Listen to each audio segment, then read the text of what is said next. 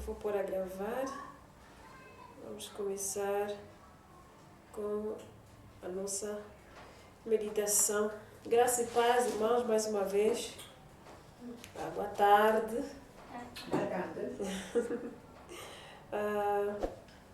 Antes de nós começarmos com a nossa partilha, a nossa meditação, vamos primeiramente orar, agradecer a Deus pela vida que Ele nos concedeu, de estarmos aqui reunidos em seu nome, para que o Senhor possa dirigir esse momento, para que tudo aquilo que tivermos que fazer, falar, pensar, possa glorificar o nome dEle.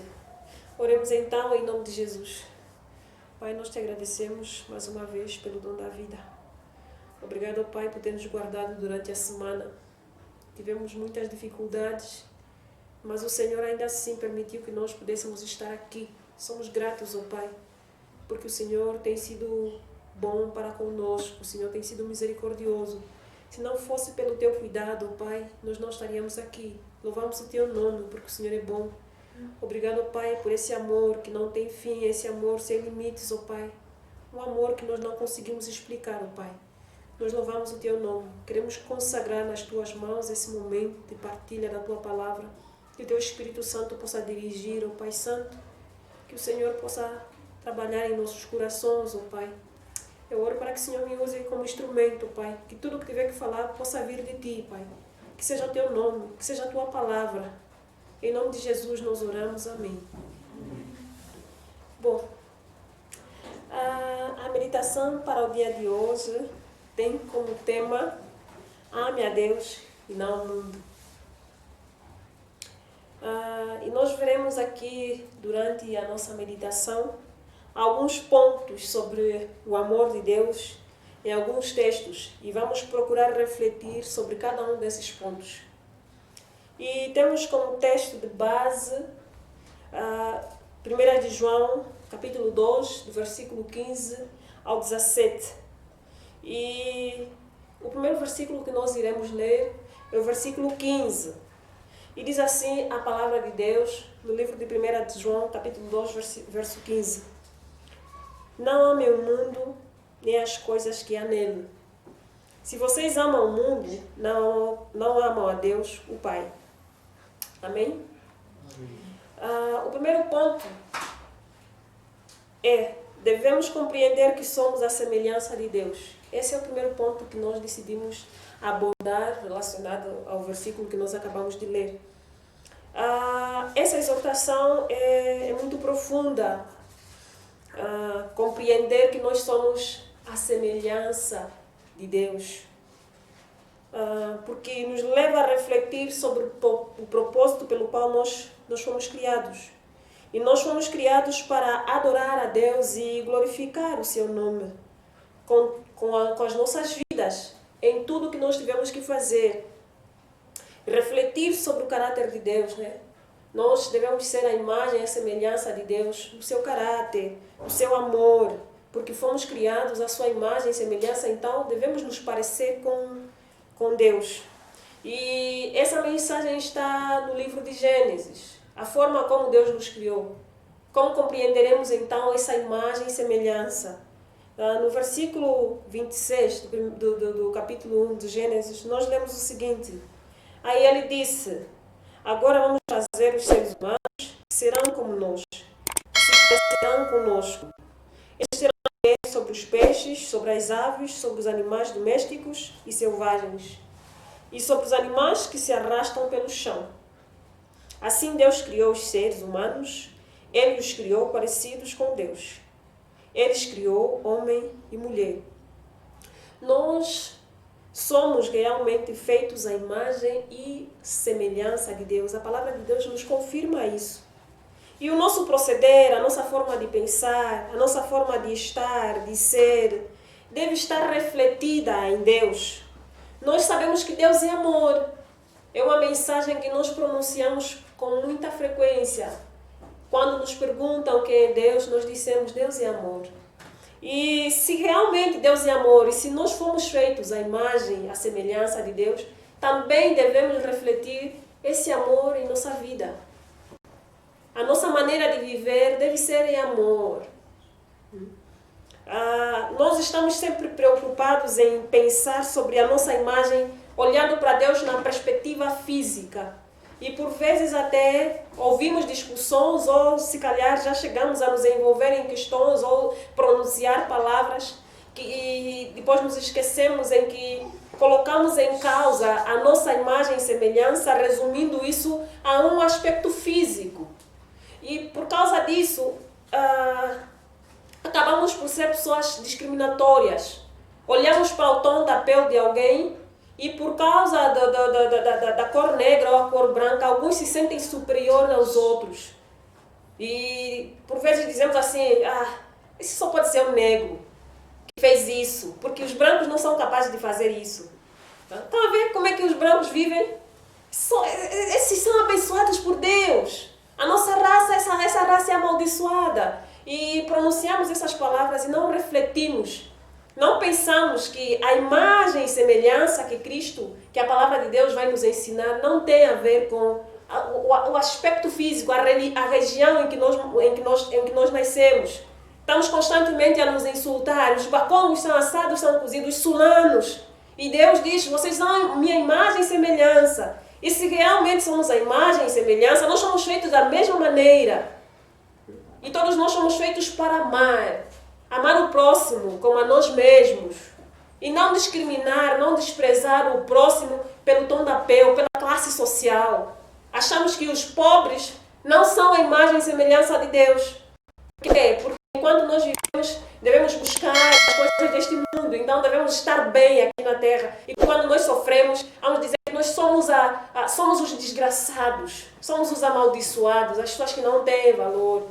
Mas Cristo nos dá esse valor. Quando nós estamos em Cristo, nós nos tornamos semelhantes a Deus.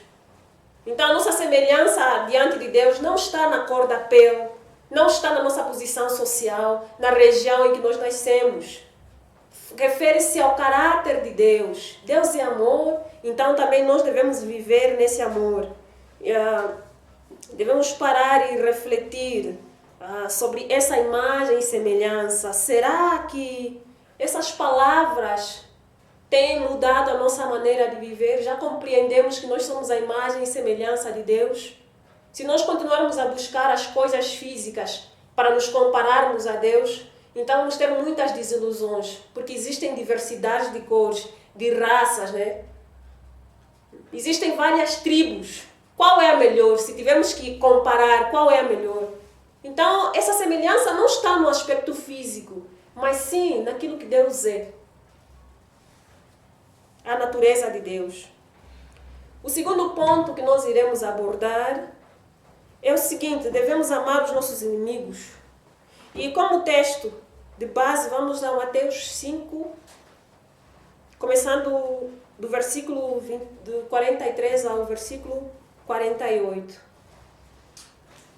E diz assim a palavra do Senhor. Vocês ouviram o que foi dito: ame os seus amigos e odeie os seus inimigos. Mas eu lhes digo, amem os seus inimigos e orem pelos que perseguem vocês, para que vocês se tornem filhos do Pai de vocês, que está no céu. Porque Ele faz com que o sol brilhe sobre os bons e sobre os maus, e dá chuvas tanto para os que fazem o bem, como para os que fazem o mal. Amém? Amém. Esse exercício é muito difícil de se fazer. Amar o nosso inimigo é uma palavra que é fácil de pronunciar, mas difícil de se viver. Nós temos a mania de não engolir sapo, se assim podemos dizer. Estamos cheios de nós, por causa do nosso orgulho, por causa da nossa vaidade, não admitimos que as pessoas nos pisem no pé. Nos levantamos quando alguém nos faz alguma coisa que fere o nosso orgulho, a nossa sensibilidade, a nossa posição. E Cristo vai nos chamar a atenção para que nós possamos ter uma conduta diferente. Os discípulos, durante o tempo em que estavam com Cristo, foram aprendendo a maneira como deviam proceder, diferenciar-se daqueles que não o seguiam, ter uma conduta irrepreensível. Se anteriormente eles aprendiam que devemos não permitir, se o inimigo te faça mal, se o inimigo te faz mal, e tem o ditado dente por dente, olho por olho, pagar pela mesma moeda, Cristo vem nos ensinar o contrário. Cristo vai dizer, vocês devem amar os vossos inimigos.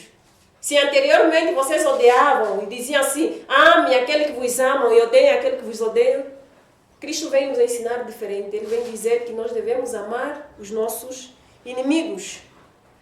E nós não queremos ser humilhados. E há bem pouco tempo, enquanto nós orávamos, nós falávamos sobre a vida que esses discípulos viveram depois de Cristo ter morrido e seguiram o mesmo caminho. Foram mortos também. Tiveram que se humilhar, foram maltratados e Cristo também passou pelo mesmo. E Ele nos convida a seguirmos o mesmo exemplo. Mas nós, por causa da nossa posição, porque nós nos achamos muito importantes em relação aos outros, porque achamos que ninguém pode nos ferir, que somos intocáveis, acabamos por não seguir os conselhos de Cristo. E nos envaidecemos. E pagamos sim pela mesma moeda. E vamos para o livro de Mateus 26, vamos ver um cenário que é bastante interessante. E por vezes reflete aquilo que nós somos realmente quando não compreendemos a mensagem de amar o nosso inimigo. Pedro, enquanto eles desciam do monte Getsemane, quando Cristo estava para ser crucificado, os homens que vieram ao encontro de Jesus para o prender, naquele momento, Pedro teve uma reação que é comum quando nós não temos o nosso coração rendido aos pés de Cristo. E diz assim a palavra de Deus no livro de Mateus, versículo 51. Mas um dos que estavam ali com Jesus tirou a espada, atacou um empregado do grande sacerdote e cortou uma orelha dele. Aí Jesus disse, guarde a sua espada, pois quem usa uma espada será morto com uma espada. Você não sabe que se eu pedisse ajuda ao meu Pai, Ele me mandaria agora mesmo 12 exércitos de anjos? Amém? Amém. Cristo está nos ensinando que a nossa luta não é contra a carne. Pedro perdeu o controle, porque ele ainda não tinha percebido que a nossa luta não é contra a carne. E nós muitas das vezes procedemos da mesma maneira. Se alguém nos insultar, nós nos embravecemos e não conseguimos nos controlar. Perdemos a cabeça e queremos reagir da mesma forma. E Cristo está a dizer aí, cuidado, não faça isso. Tanto é que ele cortou a orelha daquele homem e Cristo, por amor, devolveu, restituiu essa orelha. Por quê? Porque a nossa luta não é contra a carne. Enquanto nós não compreendermos isso, vamos ter uma fila de inimigos. Não fala com A, não fala com B, não fala com C. Por quê? Porque estamos sempre preocupados com o eu. Eu não admito, eu não permito, Quem é você? Estamos sempre preocupados a colocar o eu acima de tudo. Precisamos aprender a ter domínio sobre as nossas emoções. E o autodomínio, a paciência, são um dos frutos do Espírito Santo. E a palavra de Deus nos ensina em Gálatas, no capítulo 5, versículo 24, diz assim: as pessoas que pertencem a Cristo Jesus crucificaram a natureza humana delas, junto com todas as paixões e desejos dessa natureza. Que o Espírito de Deus nos deu, ou seja, que o Espírito de Deus que nos deu a vida controle também a nossa vida. Amém? Amém. Quem realmente já rendeu o seu coração a Deus, aprende a ter o autodomínio. Passa a ser uma pessoa mais equilibrada, consegue controlar as emoções, mesmo que esteja a ser insultado, ele vai aprender a se conter, a responder quando deve ser e a responder de forma correta, de formas a glorificar o nome de Deus. E muita gente usa o ditado, olha, se alguém me pisa no pé, eu desço da cruz. Essa é a mensagem que é muito usada. Mas se nós pararmos e refletirmos nessa frase, o descer da cruz é sinônimo de que a pessoa ainda não foi pregada. Porque quando nós somos realmente pregados e nós morremos, tal como a palavra de Deus, aqueles que pertencem a Cristo já crucificaram as suas vontades. O eu já foi crucificado. Quem morreu na cruz não tem como descer. Então, você só vai descer se você ainda não foi crucificado na cruz. Nós precisamos aprender a deixar na cruz o nosso eu. Eu sou, eu posso, eu não permito, eu não admito. Precisamos ser humildes. Precisamos nos humilhar. Como é que nós vamos perdoar o nosso inimigo se nós queremos pagar pela mesma moeda? É impossível. Então Cristo nos ensina a perdoar os nossos inimigos, a amá-los. É difícil, mas com Cristo é possível. Porque nós vamos crucificar o nosso eu. É o eu que permite que nós nos vinguemos. Porque quando nós estamos em Cristo e é o Espírito de Deus que domina em nós, nós aprendemos a ser humildes, pacientes e a não nos revoltarmos com os insultos do mundo.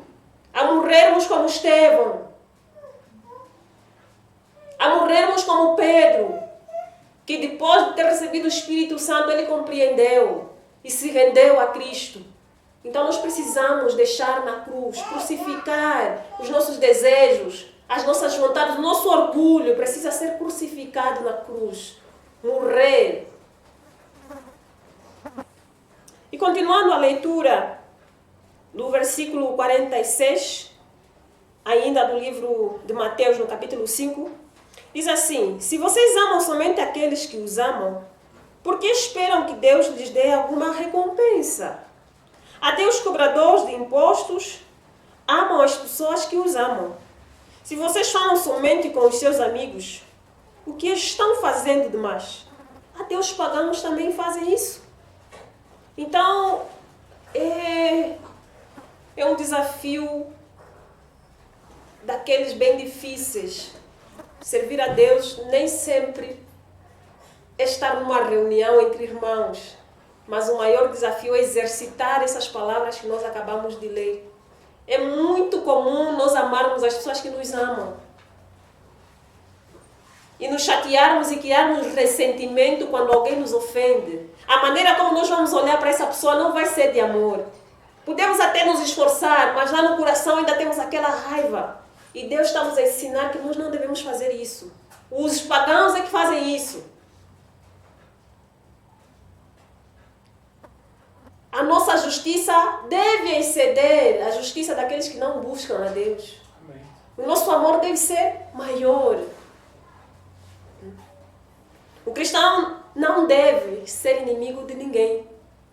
Pode ter inimigos, porque há pessoas que nos odeiam. Mas que nos odeiam não porque fizemos alguma coisa vergonhosa, mas porque glorificamos o nome de Deus em tudo que nós fizermos. Seja na escola, seja no trabalho. O cristão sofrerá perseguições e não tem como o cristão não ter inimigos. Se nós somos seguidores de Cristo e Cristo, sendo o nosso mestre, foi perseguido, quanto mais nós seremos ainda mais perseguidos. Então que esses inimigos que vão surgir não surjam porque nós fizemos alguma coisa contra eles, mas porque estamos a glorificar o nome de Deus e que essas pessoas não sejam nossas inimigas. Ou seja, o cristão não pode ser inimigo de alguém. Mesmo que ele tenha inimigos, nós não podemos ter. Não podemos ser inimigos de ninguém. Devemos amar, pelo contrário. Eles nos odeiam e nós devemos mostrar o amor. Porque Deus é amor. Então nós devemos viver nesse amor, proceder com justiça, com verdade, com honestidade e não com coisas vergonhosas que não glorificam o nome de Deus. Então temos uma grande responsabilidade de fazer a diferença. Quando somos insultados, quando somos desprezados, quando nós somos humilhados, acusados de coisas que nós não fizemos,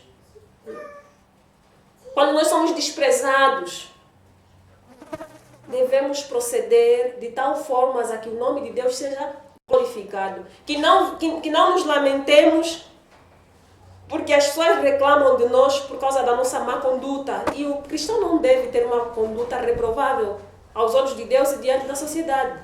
Nós devemos ser aprovados por Deus. Então, que a nossa maneira de proceder seja em amor. Que nós possamos amar aqueles que nos perseguem, suportar até a morte como Cristo suportou. Vamos ao ponto 3. E o ponto 3 diz o seguinte: devemos ser perfeitos porque o amor de Deus é perfeito. E ainda no texto de Mateus, no capítulo 5, nessa altura vamos ler o versículo 48. Diz assim a palavra de Deus: portanto, sejam perfeitos em amor, assim como é perfeito o Pai de vocês que está no céu. O amor de Deus não tem defeitos. Devemos entender isso. Deus é perfeito, Deus é puro, Deus não é santo.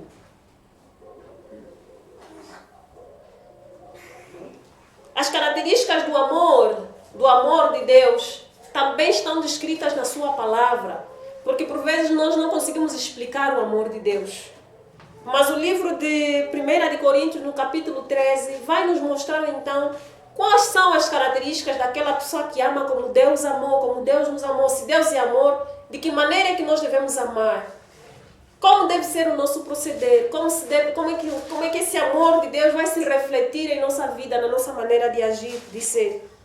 O versículo 4 de 1 de Coríntios diz assim: quem ama é paciente, é bondoso. Quem ama não é ciumento, nem orgulhoso, nem vaidoso. Quem ama não é grosseiro, nem egoísta. Não fica irritado, nem guarda mágoas. Quem ama não fica alegre quando alguém faz uma coisa errada, mas se alegra quando alguém faz o que é certo. Quem ama nunca desiste, porém, suporta tudo com fé. Esperança e paciência. O amor é eterno. Existem mensagens espirituais, porém, elas durarão pouco. Existe um dom de falar em línguas estranhas, mas acabará logo. Existe o conhecimento, mas também terminará. Pois os nossos dons de conhecimento e as nossas mensagens espirituais são imperfeitos. Mas quando vier o que é perfeito, então o que é imperfeito desaparecerá. Amém? Quando nós recebemos a Cristo, devemos buscar essa perfeição em nossas vidas. Não há formas de explicar o amor de Deus se nós não analisarmos esse texto. Que palavras mais vão substituir essas palavras? Precisamos pensar profundamente em cada um desses aspectos relacionados ao amor. O amor é paciente, o amor é bondoso. Nós somos impacientes. Até mesmo esperar a vinda de Cristo está a ser difícil, porque queremos que Ele venha já. E Cristo nos ensina a sermos pacientes. O amor é bondoso e nós não conseguimos ser bons para com os outros. Quem ama não é ciumento, quem ama não é orgulhoso. E nós, por vezes, nos orgulhamos de ser ciumentos porque achamos que ser ciumento é sinônimo de amor. Mas Cristo está a dizer aqui que quem ama não é ciumento. Porque o seu valor não está nas coisas nem nas pessoas, o seu valor está em Cristo. Então ele não está preocupado com a atenção que vai receber das pessoas, com os aplausos ou não.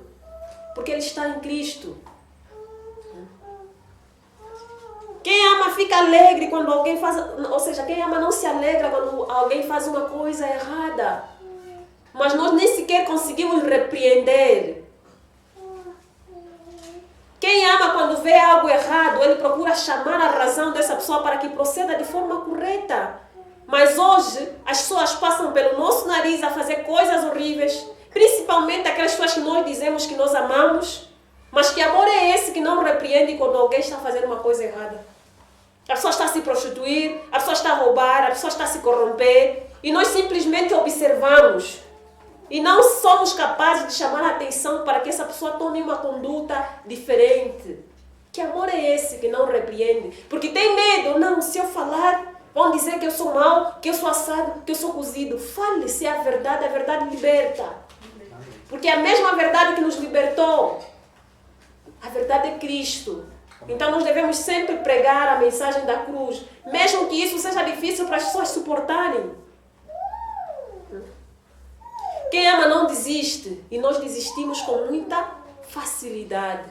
Mal começamos a ensinar a palavra, já queremos transformação na vida de alguém. E se a pessoa não estiver a corresponder tal como nós esperamos, porque nós queremos fazer por mérito nosso. Porque quem converte é Cristo, não somos nós. Nós simplesmente somos mensageiros da palavra de Deus. Somos missionários. Porque quem realmente convence o homem do pecado, da justiça e do juízo é o Espírito Santo de Deus. Mas nós queremos fazer o trabalho de Deus e queremos os resultados para as nossas vidas, para que tenhamos aplausos. Estás a ver fulano? Graças a mim, eu fui... O que é que nós estamos à procura de glória? Mas quem ama é paciente, não desiste, suporta com fé. Por vezes passamos por situações muito complicadas. Por causa da nossa fé em Cristo Jesus, as pessoas até nos provocam. Quando estamos a passar por alguma dificuldade, passe por uma enfermidade. Oh, filho de Deus também fica doente. E por vezes não conseguimos suportar, entramos em desespero. Filho de Deus também fica sem emprego, fica desempregado. Clama ao teu Deus. Mas quem ama, suporta com fé. Mesmo com insultos, ele continua a esperar no Senhor. Porque Deus nos ama. E Ele sabe aquilo que nós precisamos realmente. E Ele sabe o que é melhor para nós. Ele sabe quando e como nos dará. Precisamos aprender a suportar com fé as dificuldades que este mundo nos oferece. Cristo diz, vocês passarão por tribulações, mas tende bom ânimo. Não desistam facilmente. Os outros estão a perder a cabeça em outros países, mas nós queremos desistir facilmente. Lá porque em casa disseram que não podemos orar, mas queremos já desistir. E quem disse que para orar é preciso levantar a voz para chamar a atenção? Fecha a porta do teu quarto, ore em secreto e Deus te recompensará. Não precisamos deixar de buscar a Deus, porque as pessoas dizem que nós não devemos buscar em voz alta, então ore baixo. Mas não devemos parar, devemos suportar com fé. Então, quando esse Espírito de Deus começa a habitar em nós, ele nos torna perfeitos, nos torna puros, nos torna santos, tal como Deus é. Amém. O ponto 4 diz o seguinte: devemos negar os prazeres deste mundo. E vamos voltar ao nosso texto inicial, o texto de João, 1 de João, no capítulo 2. E vamos ler dessa vez o versículo 16. Ele diz assim: nada que é deste mundo vem do Pai. Os maus desejos da natureza humana, a vontade de ter o que agrada aos olhos e o orgulho pelas coisas da vida, tudo isso não vem do Pai, mas do mundo. Amém? Amém. E nós temos aprendido que quem reina nesta terra é o diabo. E ele deseja que nós mendiguemos pelas coisas deste mundo. E a palavra de Deus aqui está nos dizer que nada do que está neste mundo, os prazeres deste mundo, aquilo que o mundo nos oferece, vem de Deus. Pelo contrário, sabemos que quem está a dominar esse mundo é o diabo. E por vezes nós queremos as coisas deste mundo e somos tentados. Mas antes, Cristo também foi tentado. Esse mesmo diabo também negou a Jesus no deserto, oferecendo-lhe o mundo. E nós vamos ler isso em Mateus 4, o versículo 8 e 9. Diz assim: depois o diabo levou Jesus para um monte muito alto, mostrou-lhe todos os reinos do mundo e as suas grandezas, e disse: eu lhe darei tudo isso se você se ajoelhar e me adorar. Jesus respondeu: vá embora, Satanás. As Escrituras Sagradas afirmam: adore o Senhor, seu Deus, e sirva somente a Ele. Amém? Amém. Será que nós não temos nos ajoelhado diante do diabo Satanás? Para termos as coisas deste mundo? Cristo rejeitou. Temos a mesma autoridade de dizer, vai embora, Satanás, porque só a Deus nós devemos adorar? Temos adorado somente a Deus? Será que Ele é o nosso Senhor? Ou temos mais senhores? Porque não devemos servir a dois senhores. Ou amaremos mais a um ou ao outro. E quem nós amamos? Quem adoramos? Será que Ele é o nosso único Deus? É a Ele que nós adoramos?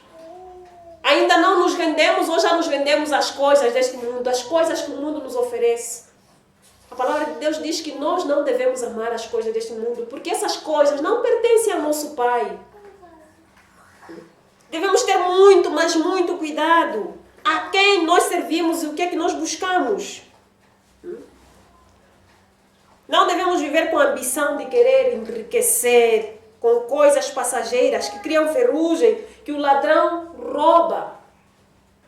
Quem corre para essas coisas, como diz a palavra de Deus, são os pagãos.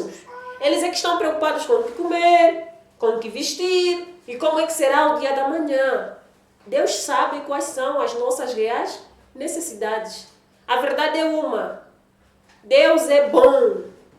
E nós vimos lá no texto anterior que Ele faz com que o sol brilhe tanto para os bons como para os maus. Ele sempre cuidará das nossas necessidades. Mas por vezes nós negociamos os nossos princípios em troca de um prato de comida, em troca da fama, em troca de um título acadêmico que nós queremos ter. Negociamos e rejeitamos a Deus com o nosso proceder. Será que nós já não nos curvamos diante da corrupção? Nós devemos ser fiéis a Deus até a morte. E nós cantamos há bem pouco tempo, fiel até a morte. E essa palavra deve se cumprir em nossas vidas. Devemos somente adorar a Deus. Ele é o único que deve ser adorado e glorificado. E há uma outra coisa bastante importante que nós devemos refletir, porque por vezes nós corremos para ter essas coisas, temos ânsia de querer ter e querer ser, mas também é necessário refletir se nós tivermos, podemos ter adquirido coisas, ter coisas, ser coisas, e quando nós recebemos a Cristo, Cristo diz assim, largue tudo que você tem e siga-me. Tal como aconteceu com o jovem rico. Vamos para Marcos 10 e vamos entender um pouquinho, né? Não vamos ler todo o texto, mas somente o trecho em que Cristo aconselha, como sendo um bom conselheiro, a deixarmos as coisas deste mundo. E as coisas, por vezes nós só pensamos nas coisas materiais. E quem se sente pobre materialmente vai dizer, ainda bem que não sou rico. Mas existem muitas coisas que nos afastam do amor de Deus, que nós precisamos compreender e largar. O versículo 21 do capítulo 10 de Marcos diz assim: Jesus olhou para ele com amor e disse: falta mais uma coisa para você fazer. Vá, venda o que tem e dê o dinheiro aos pobres, e assim você terá riquezas no céu. Depois venha e me siga. Amém?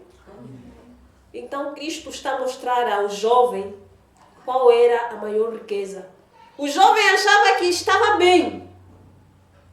Ele achava que não, eu obedeço todos os mandamentos.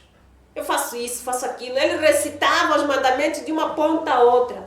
E Cristo, como é misericordioso, olhou para ele, como bom conselheiro que é para as nossas vidas, disse: meu querido, falta mais alguma coisa. O teu coração está nessas coisas que você tem, essa riqueza que você não quer largar. Venda. Só assim é que você vai me seguir. Qual é a nossa maior riqueza que nos impede de seguir verdadeiramente a Cristo? Podes não ter carro, sim.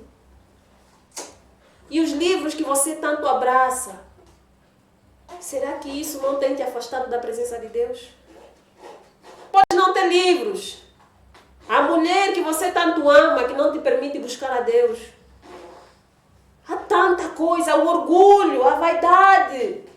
Será que já largamos, já vendemos as coisas para seguir a Deus? Por vezes nós estamos apegados às coisas. E se Cristo vier dizer assim: olha, largue isso, só assim é que poderás me seguir. É difícil. Ainda há muita coisa que nós precisamos largar.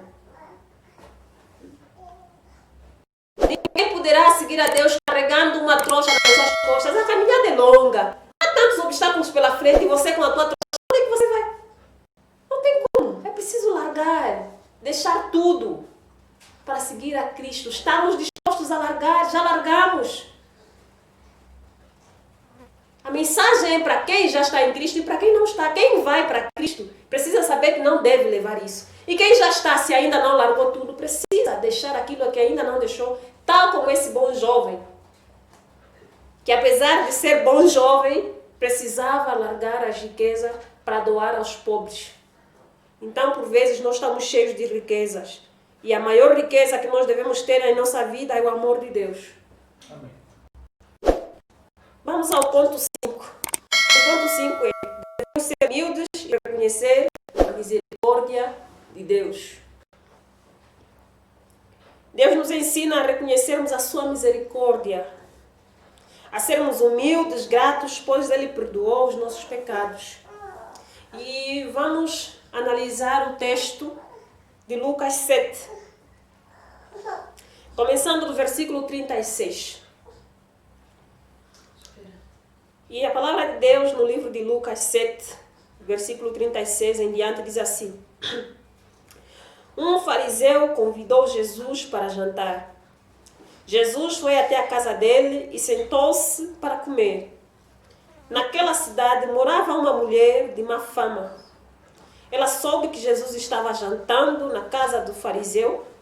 Então pegou um frasco feito de alabastro, cheio de perfume, e ficou aos pés de Jesus por trás.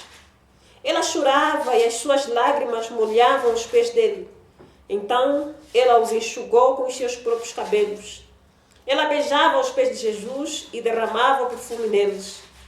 Quando o fariseu viu isso, pensou assim: se este homem fosse de fato um profeta, saberia quem é esta mulher que está tocando nele e a vida de pecado que ela leva.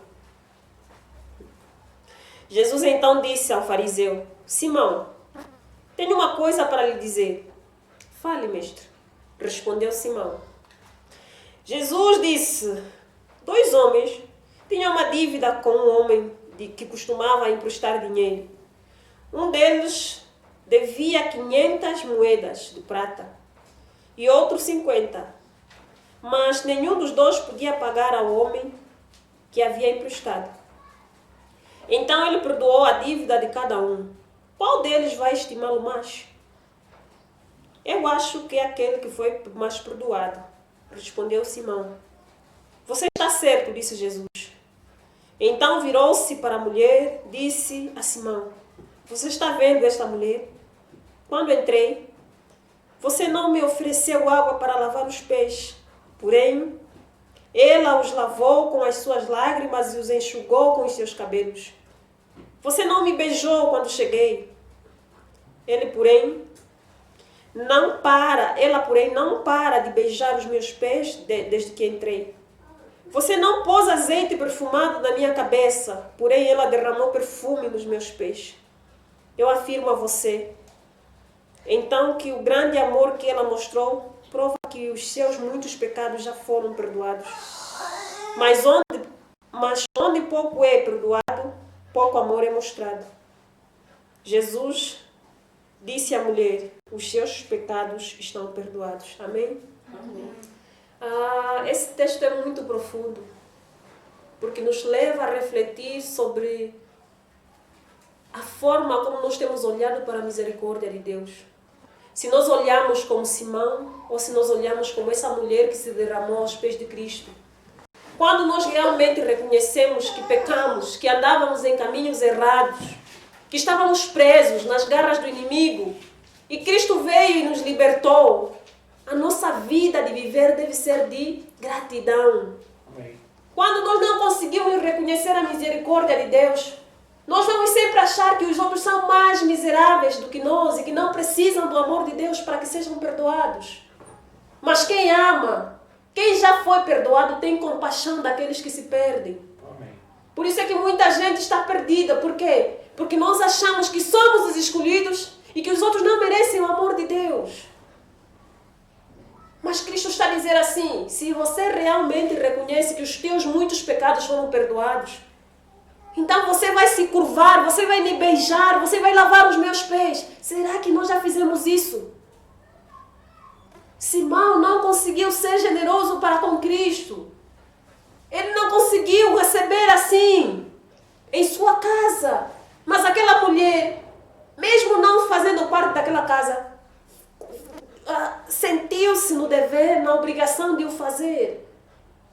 Será que nós já nos rendemos aos pés de Cristo, ao ponto de chorar, derramar lágrimas e enxugar os nossos cabelos para limpar os pés de Cristo? Será que nós já perfumamos a Cristo com a nossa oração? A palavra de Deus diz que a nossa oração sobe como perfume suave ao trono de Deus. Amém. Será que a nossa oração tem sido assim? Será que nós temos clamado aos pés de Cristo para que Ele tenha compaixão dos que também estão perdidos? Ou apontamos o dedo e dizemos assim, se Deus soubesse que tipo de pessoa ela é, essa é a nossa mania. Achamos que somos mais dignos que os outros. Mas Deus é misericordioso para com todos. E nós devemos ser gratos todos os dias. A nossa maneira de ver, o nosso proceder. Quando nós reconhecemos o perdão de Deus em nossas vidas e quão miserável nós éramos e deixarmos de dar migalhas a Deus, né? E pararmos de nos comparar com os outros, a nossa forma de adoração irá mudar, não será mais a mesma. Estaremos sempre aos seus pés, com lágrimas nos olhos, porque só Ele dá liberdade aos cativos. E nós deixaremos de usar a balança do pecado, sermos os juízes deste mundo. Não daquele juízo, né, em que nós devemos analisar as condutas, se são aprovadas ou não por Deus, e repreender aquilo que está errado para direcionar ao caminho certo. Mas naquele julgamento em que nós achamos que algumas pessoas já devem estar condenadas à morte e não merecem o perdão de Deus. Então vamos passar a nos importar mais com a nossa vida, com o estado da nossa alma, e iremos parar de apontar o dedo ao próximo. E vamos ter compaixão, vamos amar como Cristo nos amou, e a nossa vida será mesmo de gratidão. Então que nós possamos agradecer a Deus todos os dias da nossa vida, como fez essa mulher que reconheceu o amor de Deus. Vamos ao ponto 6, e o ponto 6 diz o seguinte: devemos amar ao próximo tal como Ele nos amou. E nós dissemos aqui que Deus é amor. E realmente Deus é amor. Porque Deus habitou entre nós para nos dar a vida. Um Deus que se humilha. E dos estudos que nós temos aprendido, nós vemos que os outros povos, eles se questionam. Que Deus é esse? Que habita entre os homens? Que come com os homens? Fala com os homens? Caminha com os homens? Que Deus é esse? Por quê? Porque o Deus que eles adoram é um Deus distante, mas o nosso Deus é o Deus que está conosco, que habita entre nós. E nós somos o templo, a morada dele. Então nós somos abençoados por termos esse Deus que nos ama a tal ponto de deixar o seu trono, as suas vestes reais, para andar como um mendigo aqui na terra. Somente para nos dar a vida. Louvado seja Deus por esse presente maravilhoso. Amém. E João 1 diz o seguinte no versículo 14. A palavra se tornou um ser humano e morou entre nós, cheia de amor e de verdade. E nós vimos a revelação da sua natureza divina.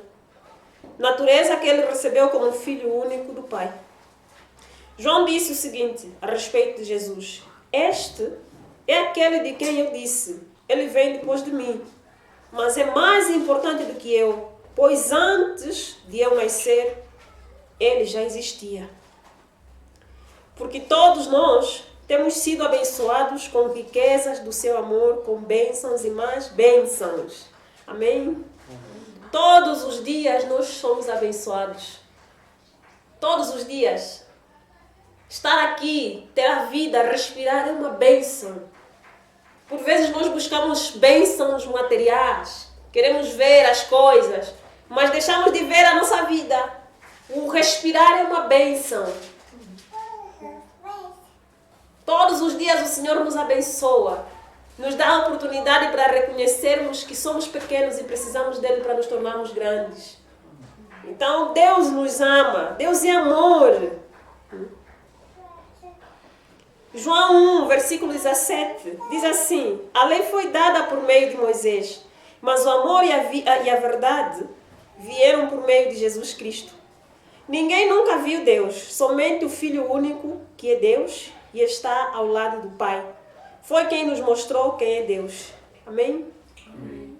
Então, o facto de Cristo ter vindo é para revelar o amor de Deus. Quem olha para Cristo vê a Deus. Se você nega a Cristo, você automaticamente está a negar a Deus. Deus existe sim. Ele habitou entre nós. Ele caminhou conosco.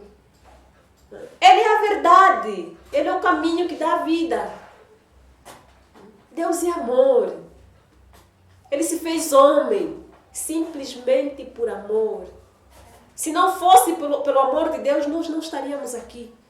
Nós nos reunimos por esse amor, porque nós cremos e devemos ser gratos e buscar a Ele e compreender a sua mensagem, mergulhar nas suas palavras e viver de acordo a essas palavras. Nós estamos aqui por amor a Deus, estamos aqui para adorar a Deus, para aprender de Deus e buscarmos viver de acordo a essas palavras que nós ouvimos em todos os nossos programas, para que nos tornemos cada vez mais parecidos com Cristo. Nós não estamos aqui por um simples ritual ou por costume, e não deve ser isso, não deve ser essa a nossa intenção. Nós devemos estar aqui porque precisamos aprender a conhecer cada vez mais a Deus. Amém. E no capítulo 13, versículo 34 do livro de João, diz assim: eu lhe dou este novo mandamento: amem uns aos outros. Assim como eu os amei, amem também uns aos outros. Se tiverem amor uns pelos outros, todos saberão que vocês são meus discípulos. Amém? Amém. Como é que as pessoas saberão que nós somos discípulos de Deus? Eu não preciso dizer: olha, eu sou cristão. O amor é que vai confirmar se realmente nós somos ou não discípulos de Deus. Por isso nós devemos nos lembrar da mensagem de 1 Coríntios, no capítulo 13. O amor é paciente, o amor é bondoso. Será que as pessoas, quando olham para nós, dizem: esse é discípulo de Deus? A forma dele de proceder, a forma como ele responde, esse só pode ser filho de Deus. Então, o nosso amor deve ser como o amor de Deus, que se doou por nós. Por isso ele diz: amem o próximo como vocês, como eu vos amei.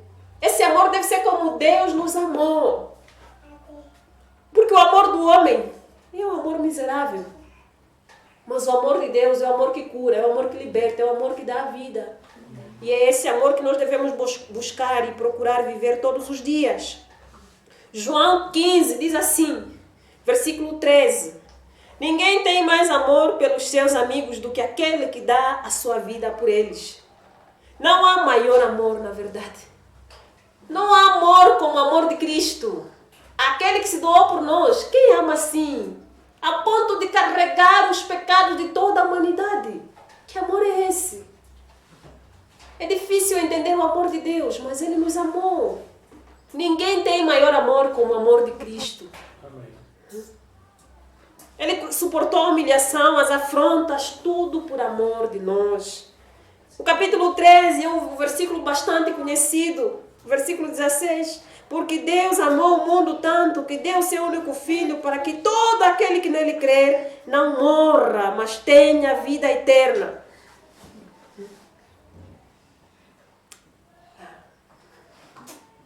Há textos que enchem o nosso coração de alegria, porque é uma bênção sermos salvos por Cristo. Deus amou o mundo de tal maneira que deu seu único Filho. Ele não mediu esforços para nos salvar, para nos resgatar da lama, do pecado. Então que a nossa vida seja de gratidão, sejamos gratos por esse amor que Cristo teve por nós. Não voltemos mais à lama. Devemos viver mesmo em santidade, Porque Ele fez um sacrifício por nós. Nós também devemos fazer esse sacrifício. Devemos também nos sacrificar. Amar a Deus acima de qualquer coisa. Amém. E amar ao próximo como Cristo nos amou. O ponto 7 diz assim: devemos estar conscientes de que somos passageiros. E vamos ler o último texto de 1 de João, capítulo 2, o versículo 17, diz assim: e o mundo passa com tudo aquilo que as pessoas cobiçam, porém, aquele que faz a vontade de Deus vive para sempre. Amém? Amém. É difícil aceitar e entender que somos passageiros. Por quê? Porque nós nos acostumamos com a vida. É difícil. É fácil dizer assim, nós vamos morrer, sim. E pensar nessa morte, pensamos em muita coisa. Vamos morrer como será? É muita coisa e por vezes nós ficamos com medo. É normal, porque somos humanos. Mas quem está em Cristo pensa de forma diferente. Ganha força, ganha coragem e aceita a morte como uma condição humana. A morte é uma condição humana. O homem não tem como escapar dessa morte.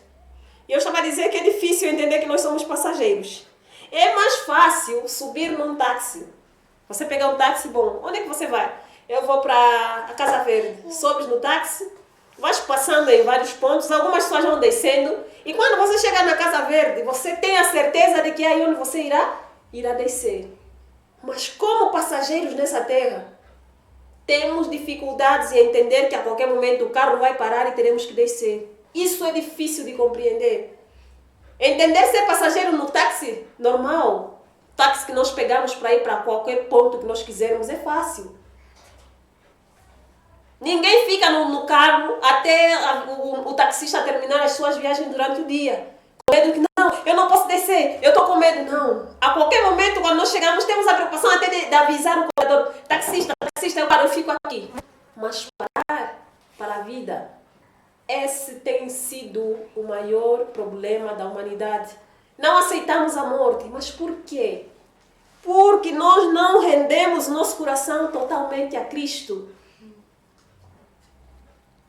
A partir do momento em que nós compreendermos a mensagem de João, capítulo 11, versículo 25, nós vamos começar a encarar a morte não com medo.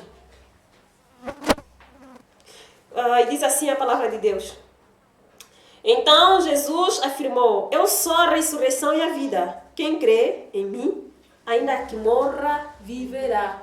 Amém? Amém. Quando nós crermos em Cristo e entendermos que Ele é a ressurreição, a morte física não nos meterá mais medo. Porque nós sabemos que temos a ressurreição, nós vamos ressuscitar com Cristo. Quem crê em Cristo, mesmo que morra, viverá para sempre. Por que temer a morte?